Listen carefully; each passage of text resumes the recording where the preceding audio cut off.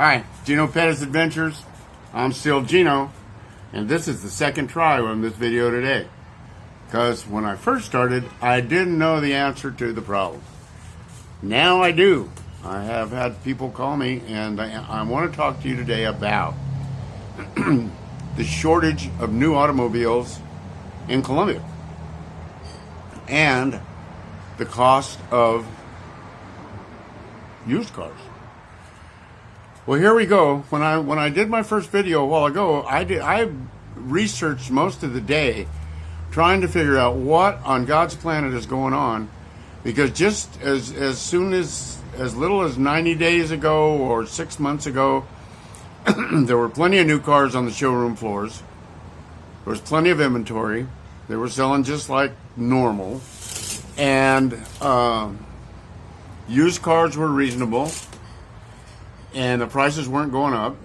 And now I have a friend of my wife's, well, it's her cousin, I think. I'm not sure.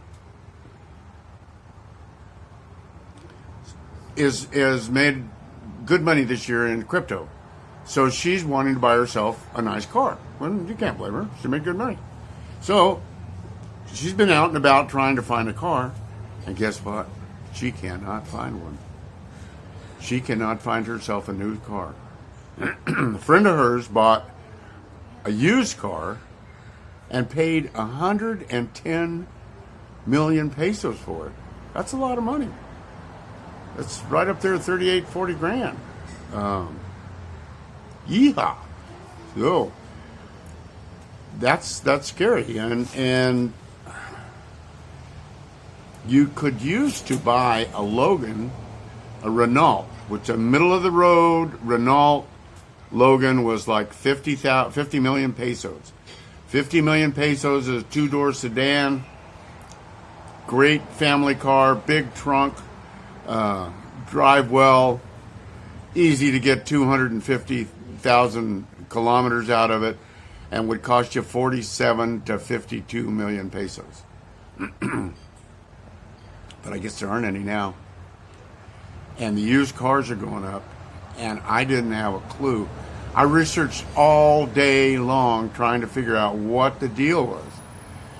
And what I thought the deal was turned out to be what the deal was. But I'm going to get my butt whooped when I say it. But the peso is kind of retracted a little the last couple of days, where it was up to 4,600 and some pesos for a dollar. Now it's back to 4,400 and some pesos for a dollar. But when I was talking about the cars earlier being at 48 or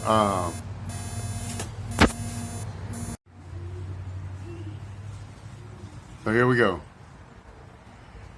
48 million pesos. Sorry, that's what they were. And much to my chagrin, what I just found out is that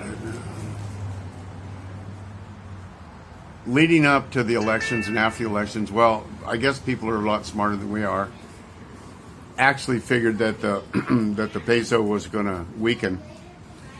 And with the weaker peso, even at 10%, that's a pretty big ticket on a on a new car. 10% on a new car is quite a bit. So they're just not importing them because of the weakness of the peso.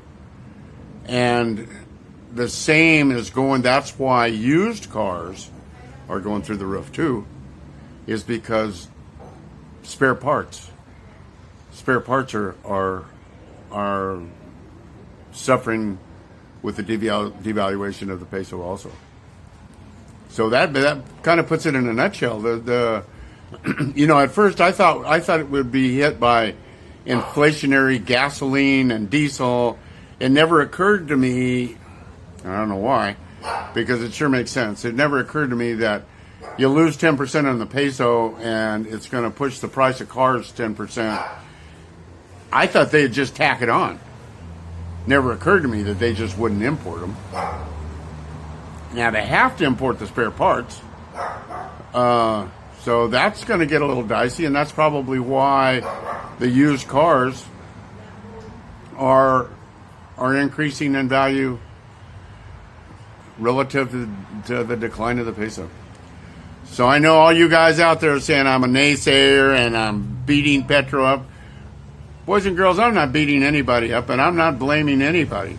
But if it looks like a duck, walks like a duck, quacks like a duck, it's probably a freaking duck. The peso was holding its own and doing really fine till after the elections. And after the elections, it's gone to poo-poo. Well, 10% isn't poo-poo, but it's not very shiny either. So